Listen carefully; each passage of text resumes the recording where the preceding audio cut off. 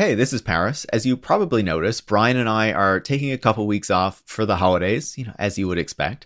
But we figured since System Crash is a pretty new show, that we would share the first bonus episode that we recorded for Patreon supporters for everyone. So you can get a feel for what we're actually going to be doing in those bonus episodes and digging much deeper in what these tech billionaires and the tech industry is up to, the ideas that they're putting out into the world, and the broader impacts of that. And we thought that this one was particularly important as we go through some visions from Sam Altman and Mark Andreessen for what the future might look like and how they want to realize that by exerting political power in their favor.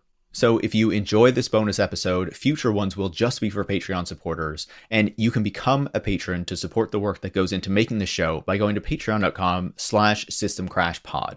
So thanks so much and enjoy our first bonus episode.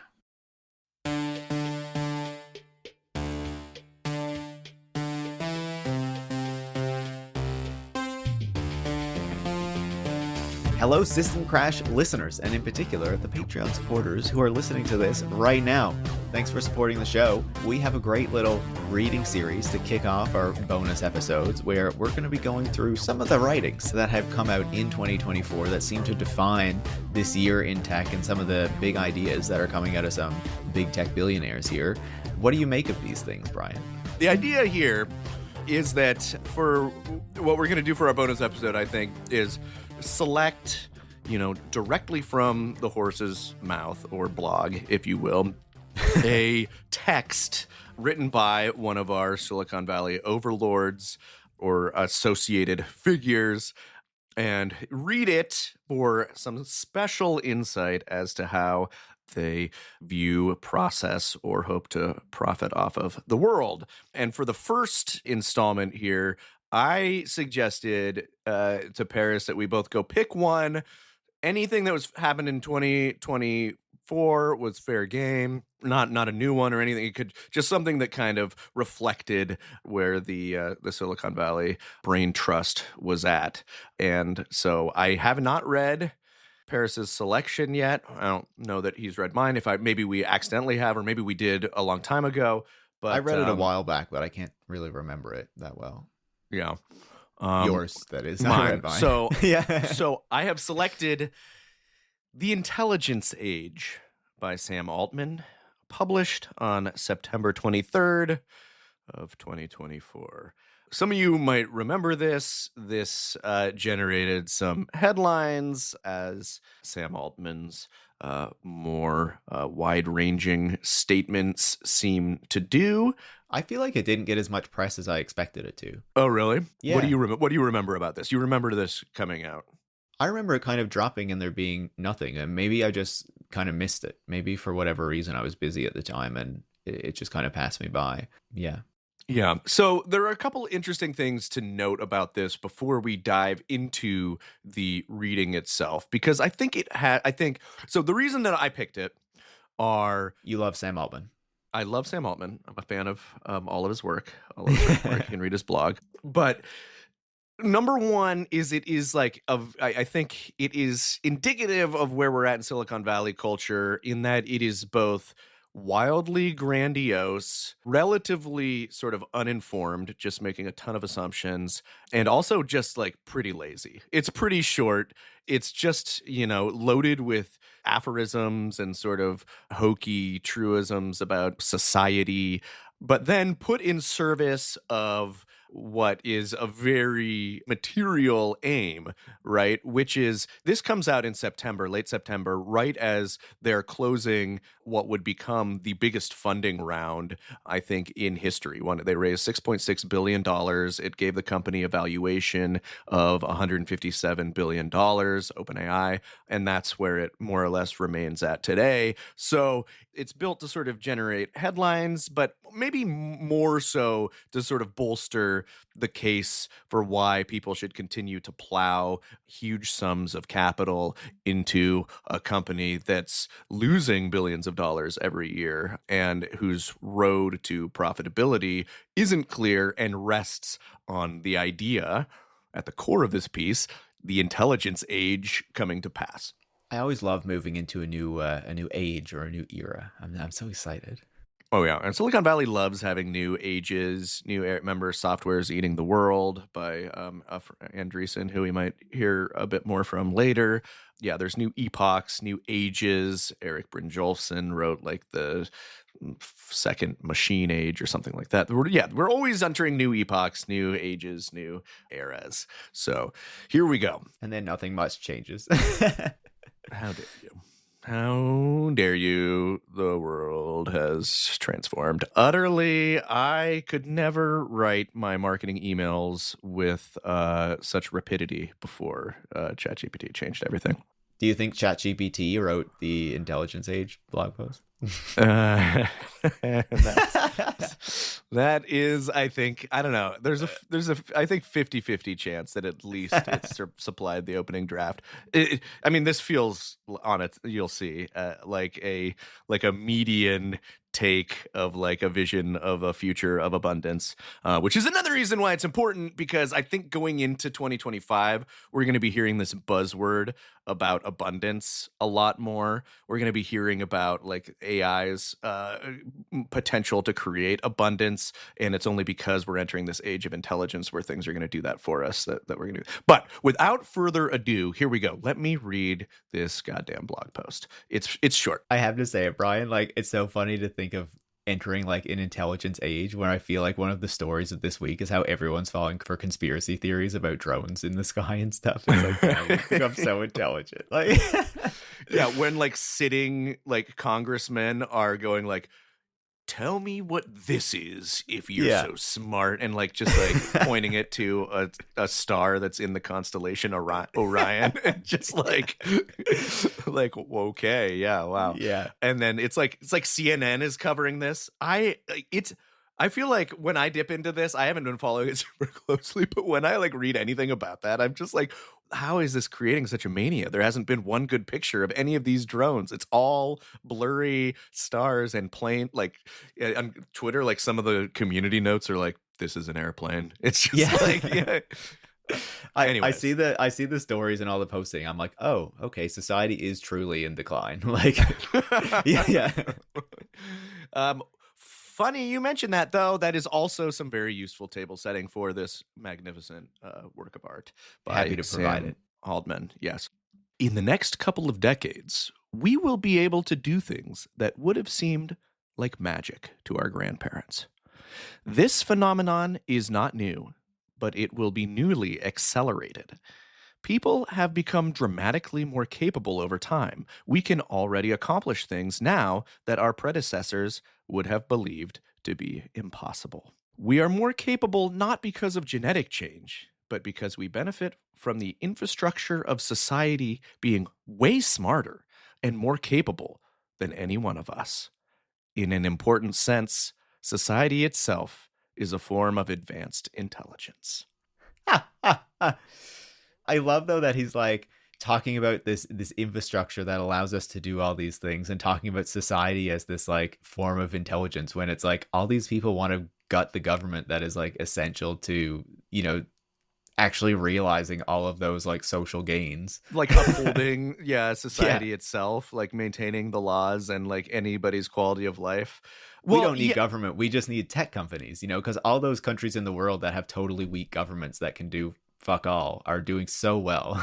It's really just like Hallmark card level of stuff. Yeah, no, it's really just like, we're smarter than our grandparents. And it's always seemed like things have changed, but things are going to be even changier going forward. Thank you, ChatGPT Altman. Yeah. I mean, I think that it really is feeling like something that he like kind of like had to bang out to like try to, you know, serve some purpose, because like there's nothing about this. It feels like there was any great compulsion, or like, you know, he's like not up in the middle, like, this is brilliant. Yeah. I prefer to imagine it that way. Like, oh my God, I had this incredible idea. I must put it down on, the screen through my God. keyboard. Which Yeah.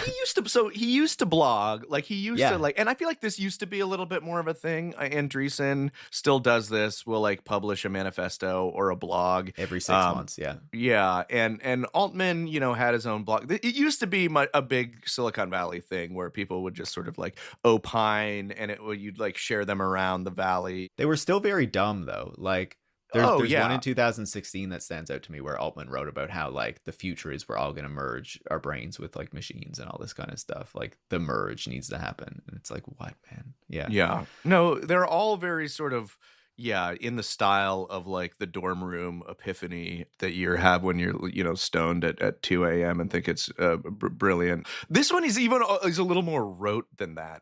And I think it's also, that's part of why it's interesting. Like if it's perfunctory, if this is just being written because he feels like he has to write something, part of what, OpenAI does is sort of create this like scaffolding over the narrative in very sort of purposeful ways, especially of AGI, which artificial general intelligence, which it kind of like built its entire reason for being around. And sort of it's the early days of the company is all about trying to achieve AGI.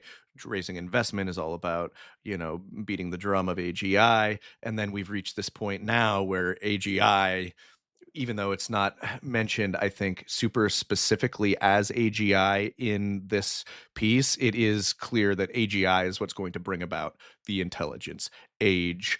So, yeah, I mean, it's a company that depends on these stories being really sort of like shouted from the rooftops, being widely believed. So you have to do this work, whether it's with like the demo of a new, video creation software or a new upgrade in the tech, or it's an outright blog post, or you're going on 60 Minutes. You have to tell stories like this. And so this one, I think, looking back, this is the story that OpenAI is telling to justify its massive valuation and its place as the leading AI company in the Silicon Valley ecosystem. So moving on, he talks more about grandparents and how it's all, and he says it won't happen all at once, this entering of the new intelligence age, but we'll soon be able to work with AI that helps us accomplish much more than we ever could without AI. Eventually, we can each have a personal AI team, full of virtual experts in different areas, working together to create almost anything we can imagine. Our children will have virtual tutors who can provide personalized instruction in any subject, in any language, and at whatever pace they need. We can imagine similar ideas for better healthcare, the ability to create any kind of software someone can imagine, and much more. This future sounds so like sterile and so like antisocial. It's, like obviously this has been part of these people's visions for a while, but it's like you're surrounded by AI assistants, you're surrounded by AI teachers, you're surrounded by AI doctors. Like, where the hell are the other people that you're supposed to be interacting with? Yeah, exactly. I mean, and I think that's interesting that we're talking about like prosperity, which is something we'll get to at the end of the piece, and how like this is ushering new prosperity. But it's like, what is like prosperity being used for? Like, what is the Yeah. what is In all this? Well, service of what? yeah, like so the case on paper for like a virtual tutor or something makes sense in underserved areas, or I mean that's the case that they always make, like one laptop per child. Let's bring people sort of some access to technologies that they wouldn't otherwise have, or where you can't afford to hire enough teachers. Let's just ignore how all of these promises worked out in the past. This time it will work. Yeah, exactly. And with like even this time little eye towards, the future that you're even describing. So we have children sitting in rooms with screens teaching them with personal instruction. We have healthcare system where algorithms are deciding what care we can get. We're reducing the number of people that we're interacting with, and we're creating more of the software that does all of these things. So like you said, it's a pretty antisocial, pretty intensely antisocial vision for the future. And with it's also notable that it's like hitting on two key areas that OpenAI is really sort of drilling into: education and healthcare. That's where it's aiming a lot of its more recent enterprise scale efforts. Well, and So Altman has been talking about this since like right after ChatGPT came out. This is like a yeah. core part of, as you were saying about the story and the narrative, like this is a core part of the narrative that he is trying to put out there, that like this technology is going to be positive because it's going to allow greater access and improved access to healthcare and education, these things that, as a society we deem are so essentially important, but are on the one hand very underfunded in the case of education in particular, and in the United States, healthcare being so difficult to access, which is, of course, a key story playing out right now after the murder of the healthcare executive. Like healthcare is interesting because I think it's such a large enterprise market. So you have a huge market where you have people are purchasing large scale, almost like on like sort of government scale, where it's like enterprise purchasing and not consumer facing. We already know that, when nurses have to use AI software, when a hospital makes them use it, that's creating lots of problems and they hate it. That's one reason that nurses walked out and went on strike for a day earlier this year against, I think it was Kaiser, a hospital in California. But in education, I think it's also quite dark because they're struggling selling enterprise software to businesses in some cases because it's inaccurate and it's not reliable. The AI makes a lot of mistakes that then have to be corrected by a person. If you're, sending out, materials that have any significance, then you don't want your AI messing up, like we saw, I think last year when like a customer service bot like promised like a big discount or something to an airline. Yeah, I think it was like an Air Canada sort of thing, I believe. Yeah, you can lose the company a lot of money that way, so you can't have it making. However, in education, if it's making up facts like about the Constitution, then people will just kind of shrug and say, "Oh, well, it got that wrong," or maybe. But it's also it's extremely dark because it's also where kids are most vulnerable to sort of absorbing misinformation, bad information. We're already seeing tons of reports of kids sort of and students sort of repeating answers that they heard on ChatGPT, and then the teacher saying, "No, that's wrong. This is actually," and they say, "No, I looked it up on ChatGPT, and the machine, which is a technology which provides an answer, told me this answer. So how could that be wrong?" And people who aren't sort of conditioned to understand the structures that generate meaning, are going to start trusting this wildly inaccurate thing, especially as it's pushed into teachers' classrooms and into the education system.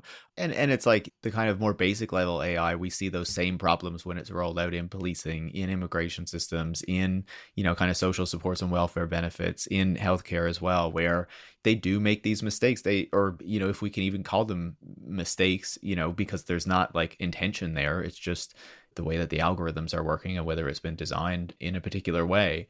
But yeah, like in many of those cases, there's the assumption that like, okay, the computer is saying that this is correct, so it must be correct because the computer must be right. Yep. I just can foresee that only expanding and being just a problem on so many fronts going forward. If What else is Mr. Altman saying? Yeah. So, he does his thing that he does. He imparts great grandeur to increasingly capable artificial intelligence. And he thinks, he says that this may turn out to be the most consequential fact about all of history so far. The fact that we're going to get his this AI.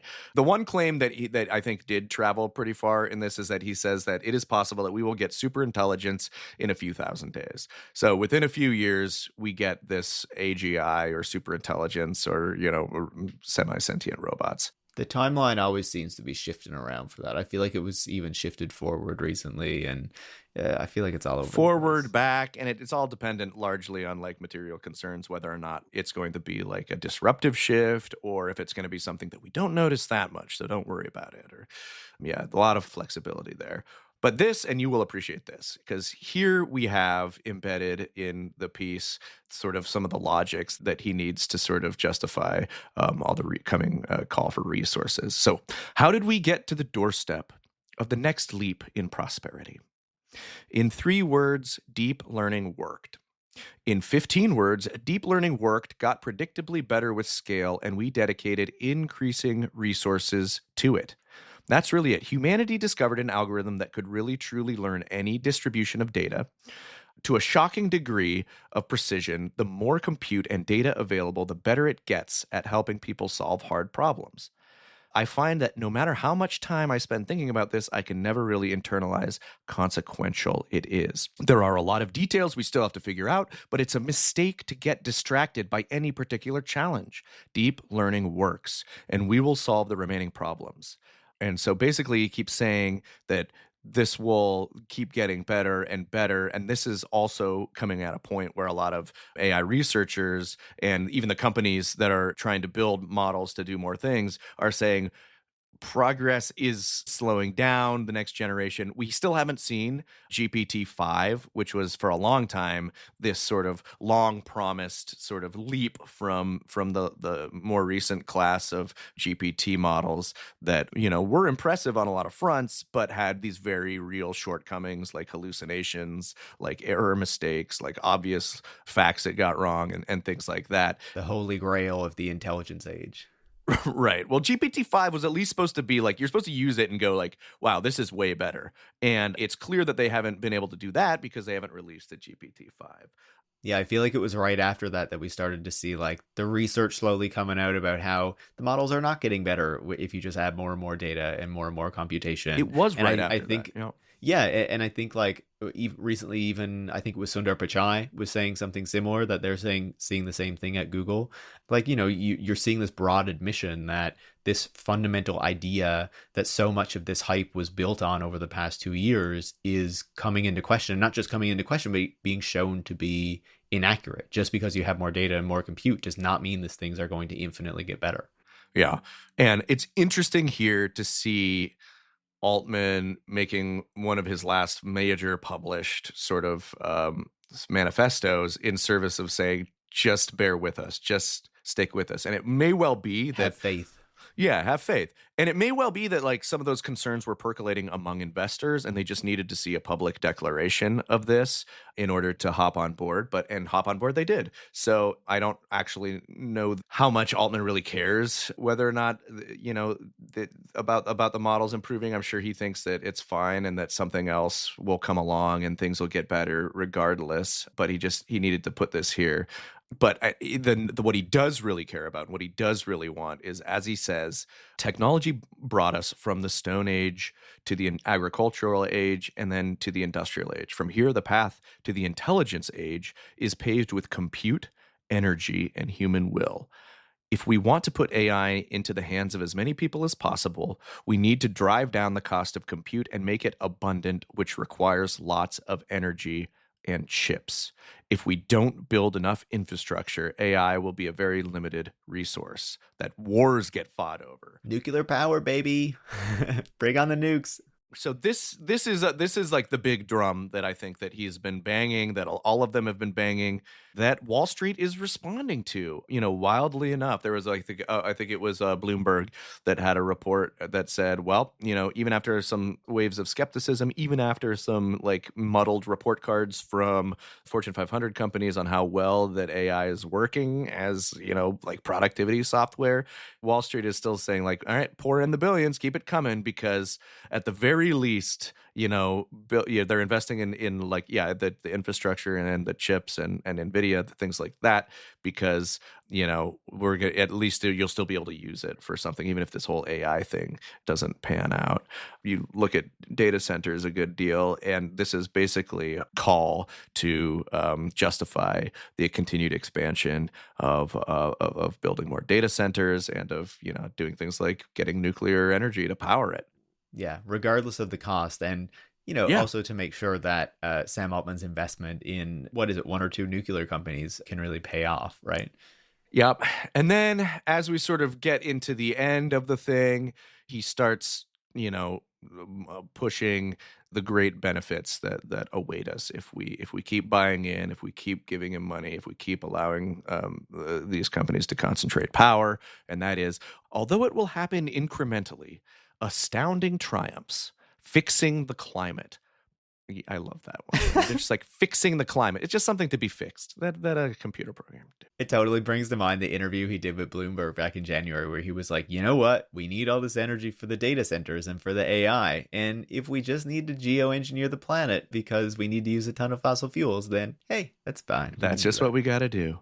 Yeah. Fixing the climate, establishing a space colony, and the discovery of all of physics will eventually become commonplace. He said that one before. I don't know if this is where it originates, but the discovery of all of physics. Like, I love that. Just casual hubris. It's just amazing. There was a video circulating earlier this week of like Mark Andreessen, talking about how there was this quantum computing discovery at Google, and it shows that, because of some physics bullshit, that we actually live in a multiverse, and it's so amazing. And like people who actually understand physics were like responding to it, and they were like, is he just too rich for anyone to tell him he's full of shit and doesn't understand this at all? Like, yeah.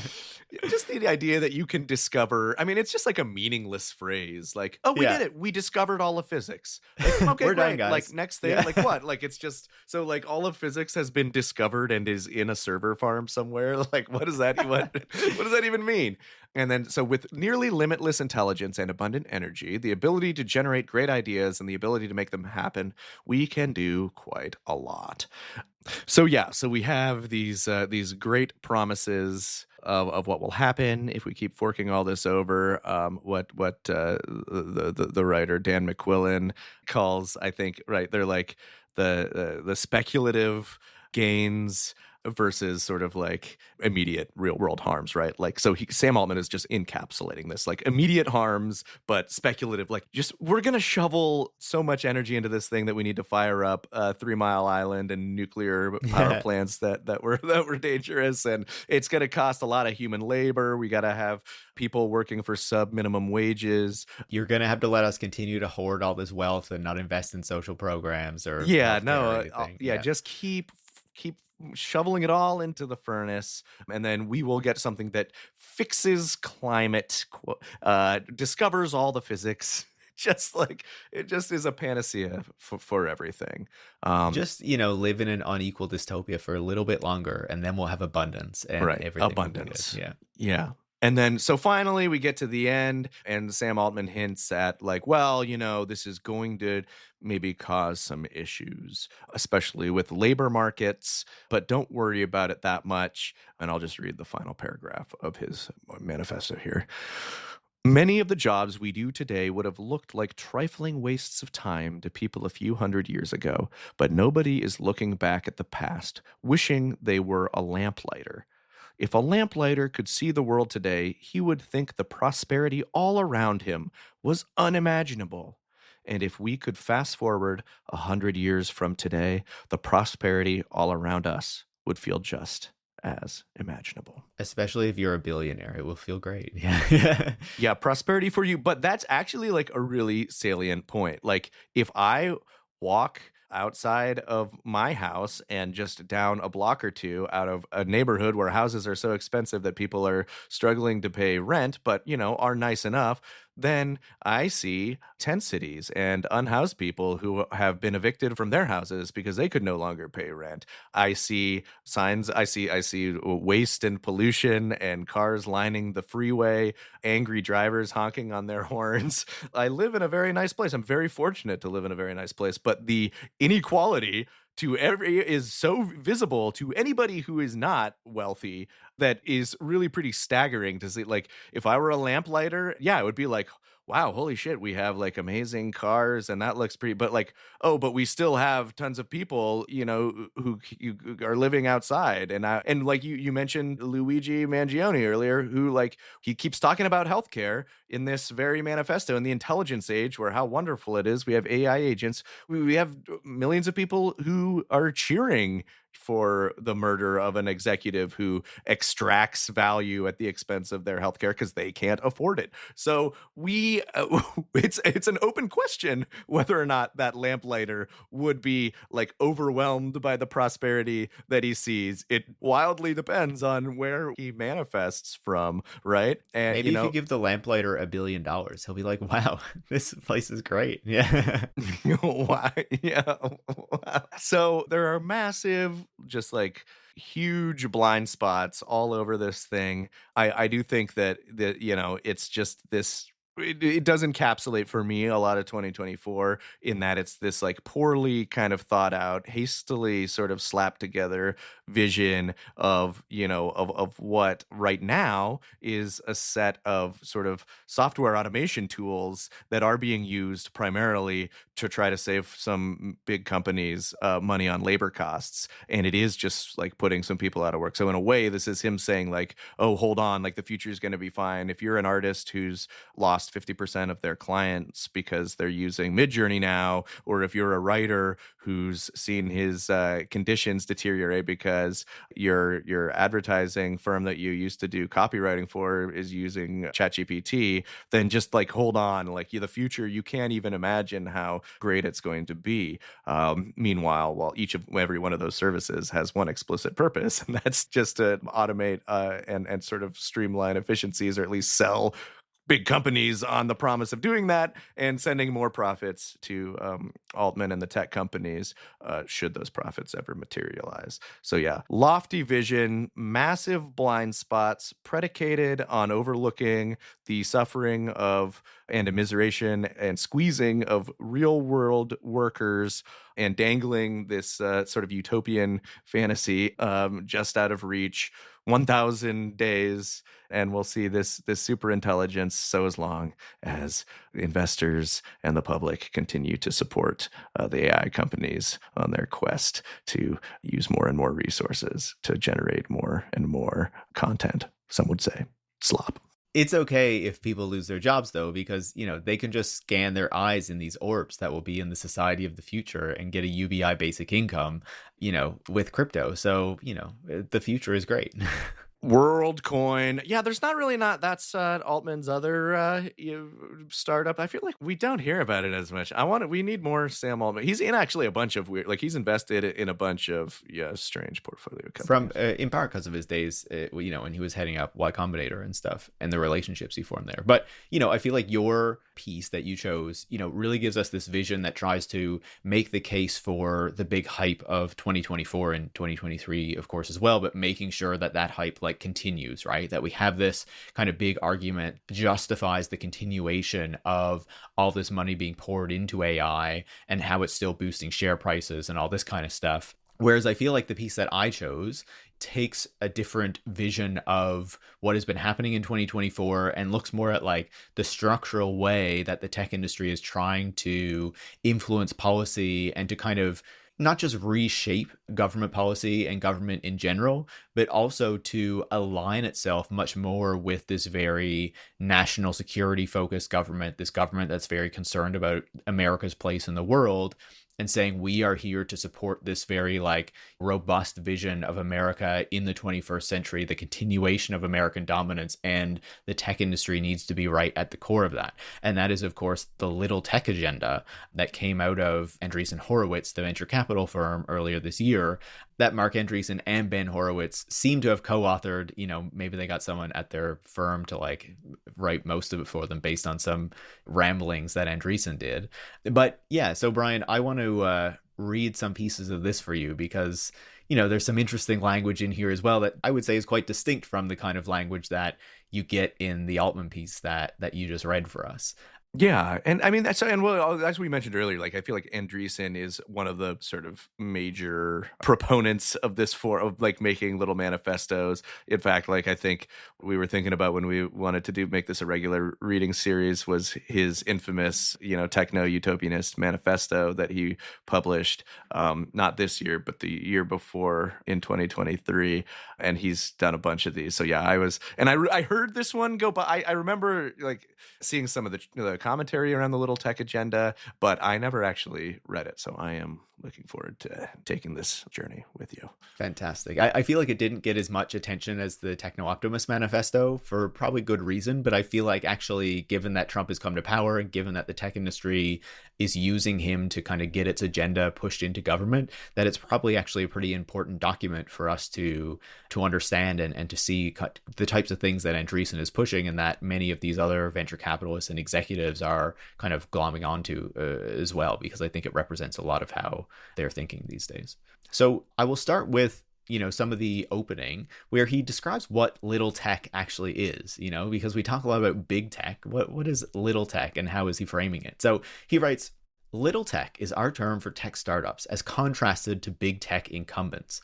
Little tech has run independent of politics for our entire careers, but as the old Soviet joke goes, you may not be interested in politics, but politics is interested in you. Thanks for that one, Andreessen. Well, that's great. We believe bad government policies are now the number one threat to little tech. We believe American technology supremacy and the critical role that little tech startups play in ensuring that supremacy is a first-class political issue on par with any other. The time has come to stand up for little tech. So Marc Andreessen is the big champion of startups now, not certainly his own interests and his kind of commercial interests, and certainly not the interests of these big technology companies. He is just looking out for the little startups, the little guys. Oh, it's so sweet. I mean, it is just nakedly self-serving, right? Because he's in the business of funding new tech companies, and if you have an ecosystem that is dominated by big tech and it's preventing little tech companies from starting, then he's not going to profit, even if it's by a buyout from a big tech company. So you need there to be a sense that it's still worth starting a company and it's still worth launching a startup so that you can get funding from Andreessen, get a big valuation, and then get bought by, Google or whatever.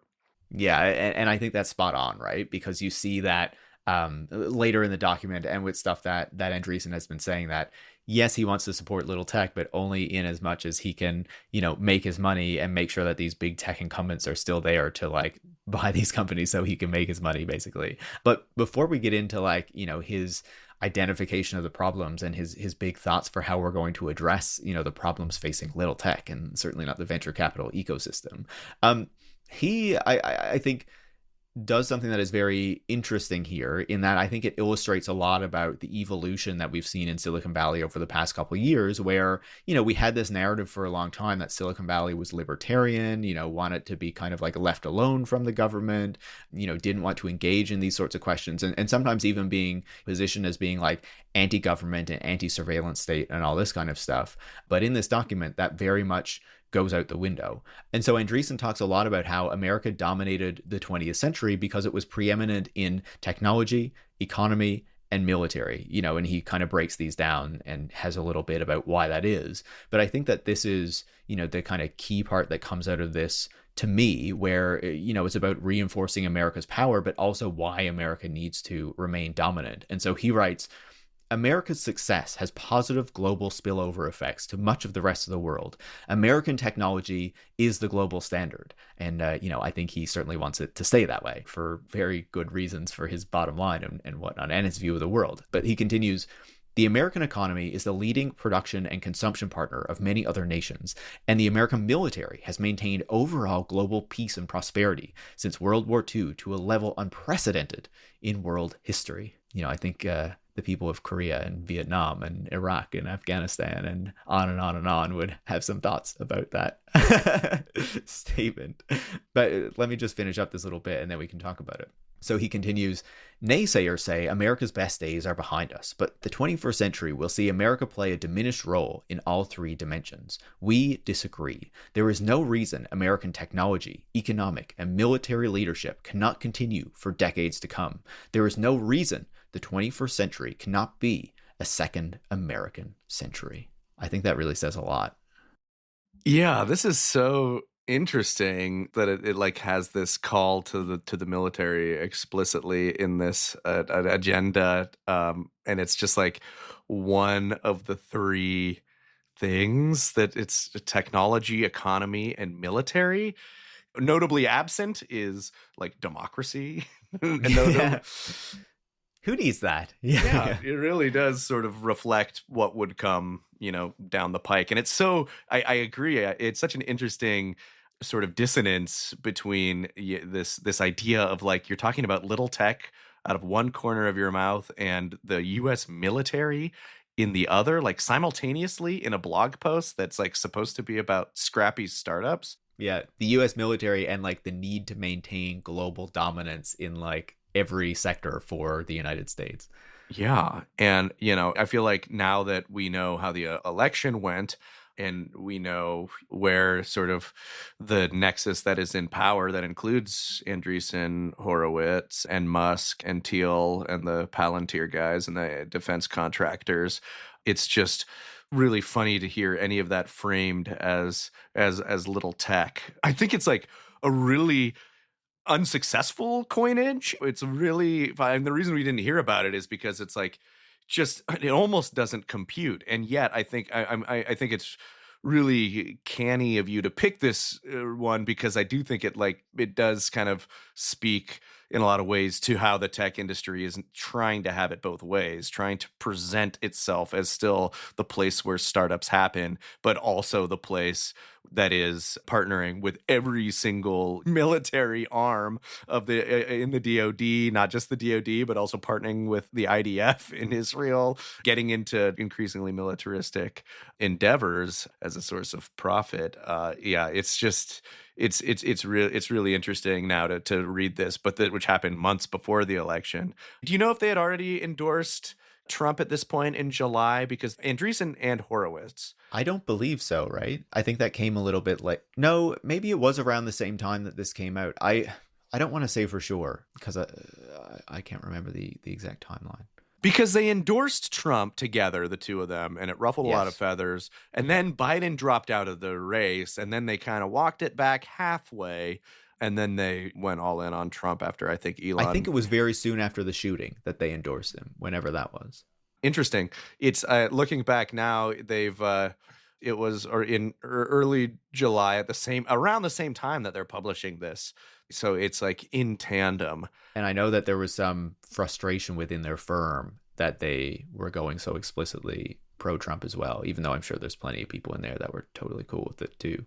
Yeah, I think a lot in Silicon Valley, a lot of the way it's like, he's so misogynist and so anti-immigrant in Silicon. There are, just, these are issues that Silicon Valley has been trying to make, or people in Silicon Valley have been trying to push progress for a long time. And it, this felt like, I think a lot of people, it was just going back out the window. And it might also occurs to me that Trump famously, railing against big tech. He's always so little tech is maybe a way to say hey, if you win, just, go, you should celebrate little tech, celebrate our agenda. Celebrate the VCs. So it's canny in a different way. It's smart in a different way. Because they have, say what you will, but software is eating the world is a memorable phrase that stuck, and it has become sort of a guiding light of, especially among the entrepreneurial class and for thinking about the last 10 or 15 years of Silicon Valley. And they wrote that manifesto, and then they, invested in service of it. This little tech agenda feels weirder and more strategic in some ways. I feel like the other thing that I find really fascinating about it, just to make a final point, is this assertion, which is not surprising for the tech industry, and I would say not surprising for someone as wealthy and who kind of benefits from the American empire or American economic imperialism as much as someone like Andreessen. But this strong assertion that it's not only in America's interest, but in the interest of every other country in the world that America remain dominant in every sector, kind of have sway over the rest of the world. And it's this not only helps us, but it helps all of you too, regardless of whether you like it or not, and regardless of all the wars that we do to maintain our dominance and access to resources. And it's yeah, I don't know. It's just wild to me. It's not surprising, but it's wild to see it so boldly and openly stated. Yeah. Yeah. It makes a lot of sense now. It was sort of prescient in its way. Yeah. So after that, Andreessen has two more sections where he gets into what he identifies as the problem and then the opportunity, right? And so the problem is where he basically goes through a bunch of things that he perceives the government is doing that makes it hostile to new startups in particular, right? And he focuses a lot here on regulatory agencies. He hates regulatory agencies, that they're using investigations against new industries such as blockchains and gearing up to do the same to artificial intelligence. A direct allusion to the SEC, the Securities and Exchange Commission, but also to the Federal Trade Commission to a certain degree. And then he goes further than that, and people who pay familiar attention to Andreessen will recognize this one. He writes, regulatory agencies are applying direct pressure to banks to cut off disfavored startups and founders from the financial system. The debanking that he has been going on about for a while there. Then he also says that regulatory agencies are punitively blocking startups from being acquired by the same big companies the government is preferencing in so many other ways. It's like, okay, so the government is helping big tech that it's trying to regulate and break up, which is stopping them from acquiring startups to reduce competition, which is bad. Losing this a little bit here.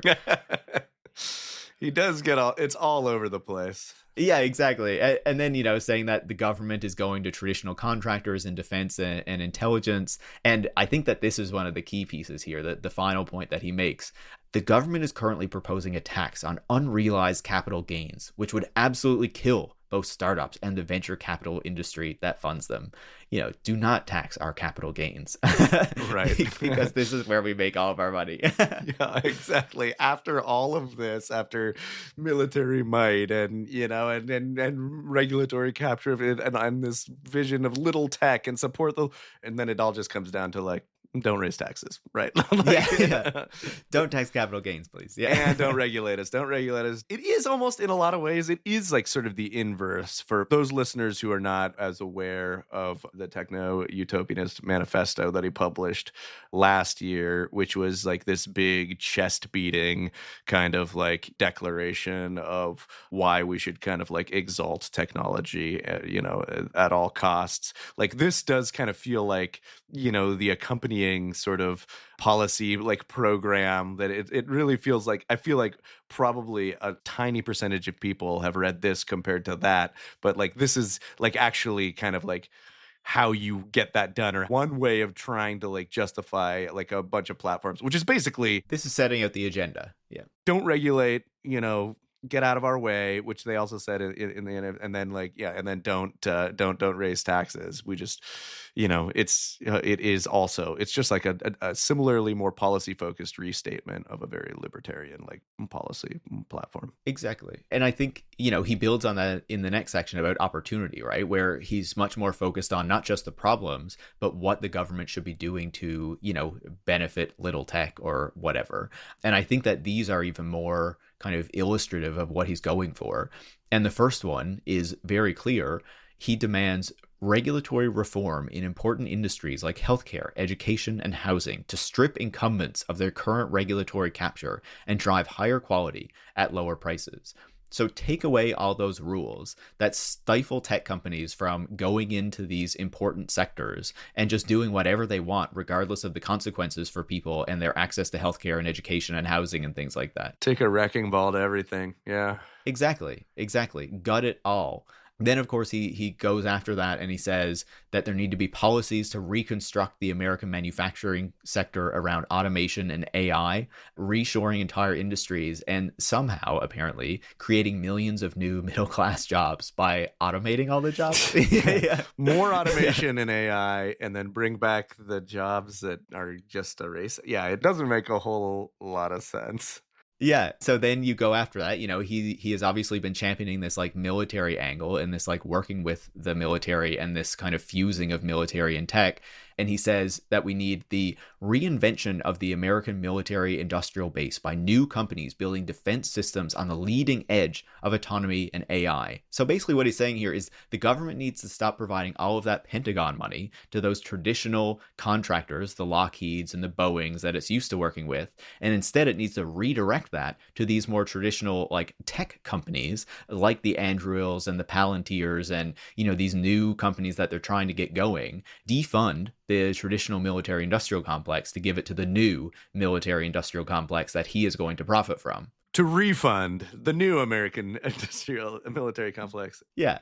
Which, by the way, have been proven already. They've been around long enough and have showed their own results to be plenty bloated. And, Palantir was not like successful. It was not even doing what it was saying it was doing in the amount of surveillance and sort of like automation that it was supposed to create for the defense sector. Everybody was complaining about it, and it was like a great failure of the Biden administration that he didn't just sort of boot it out of there, because it's just as bloated and useless as a lot of the previous generation of incumbents. No, you see, it's a new disruptor that is changing everything. No, it's new. Yeah, it's like, don't give Yeah. money to the old oligarchs and just give it to the new ones. There's a new game in town. Andreessen is not as invested in those old ones. He needs the money to flow to the new ones. And so then after that, he goes about how we need to gut environmental regulations, in part so we can build more nuclear energy for unlimited clean energy production, going back to what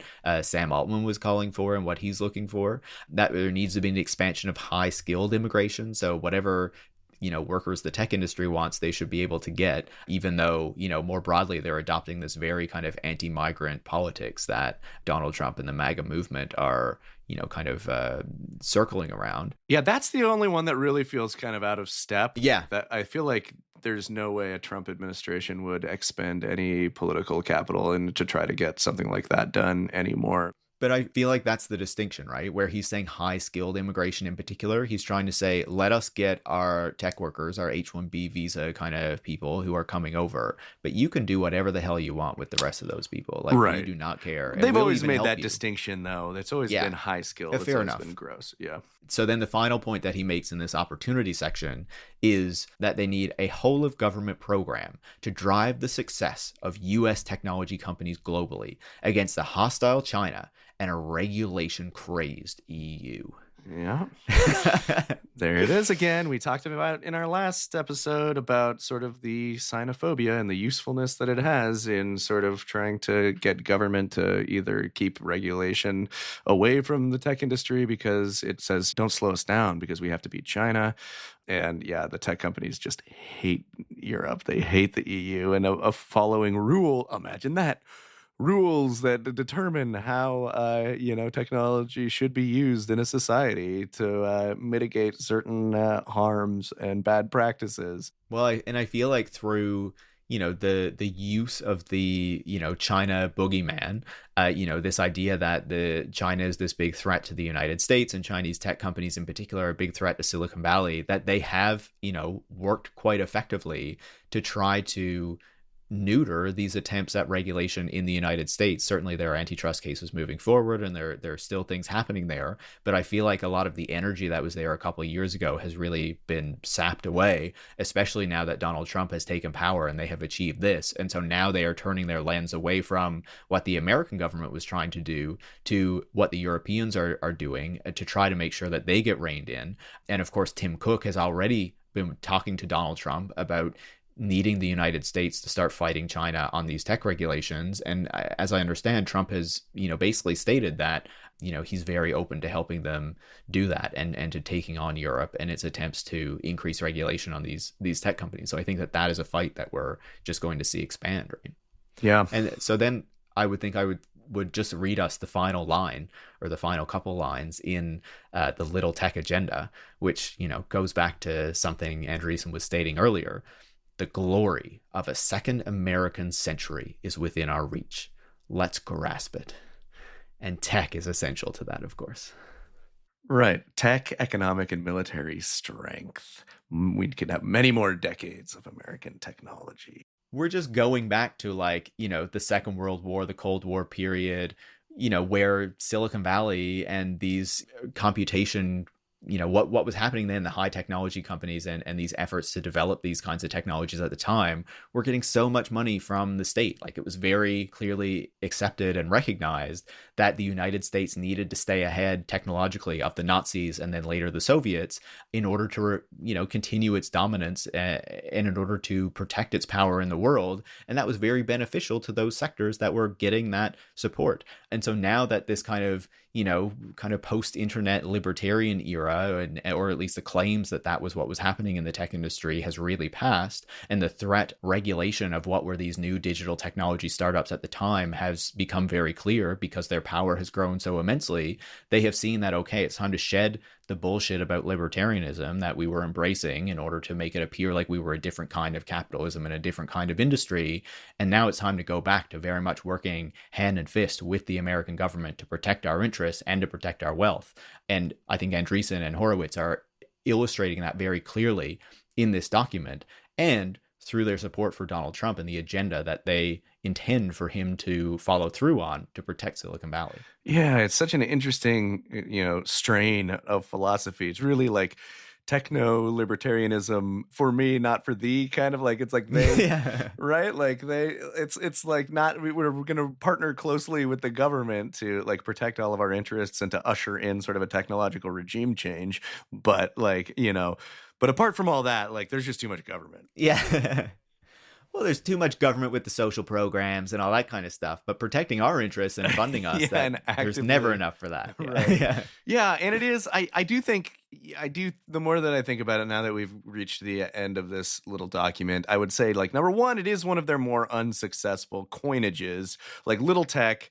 That it's so weird. It just like is like innately dissonant. Like it just doesn't, what are you even talking about, little tech? You're talking about defense contractors and your massive like investment portfolio and VC firms and, Palantir. You just can't really get away with calling that little tech. However, I am further convinced that it is just like sort of a play to say like to differentiate ourselves and what we're trying to do from big tech for the sake of politics. A lot of this is just like very much along the lines of Project 2025 type stuff. It just seems like it's like of a stripe. And most of it fits pretty neatly with that. So really interesting just to revisit this, and really useful, I think, now that, and Andreessen was at Mar-a-Lago watching the election results come in. He's an insider. So wild, eh? He's on the buddy team. He's not Elon Musk, but he's up there with David Sachs and Thiel with a direct line to the big man. So all of this stuff is especially relevant. Yeah, I think it's interesting how, like you say, publicly to the broader public and to the discussion, this little tech manifesto hasn't had the same kind of impact as Software is Eating the World or the Techno Optimist Manifesto. But I think it has had quite a lot of influence in shaping how the tech industry is approaching, or at least kind of bringing together these ideas for how the tech industry is going to approach a Trump administration and kind of the wider politics that this right-wing side of the industry, I would say that is increasingly dominant, is kind of pursuing in the next few years. Yeah. Interesting stuff. We'll see. I think this was a very fascinating bonus episode, I have to say. Yeah. Remarkable. Boy. Yeah, I would give it 5 stars. If I listened to it for the first time, I would give it 5 stars, and I would immediately tell everybody to subscribe and pay for the Patreon to be able to access it. Yeah. It's a must-hear analysis. It really is a must-hear. Yeah. But it was fun. I'm glad I had not drilled into this document as much, and I agree with you in that it's significant. So I'm glad to have taken this journey with you, Paris. As am I with you, Brian. As am I with you. Always. Until next time. Big thanks again to the listeners. Yep. Until next time, we will have another bonus episode next month. And who knows what we'll be looking into then. Ooh, I can't wait.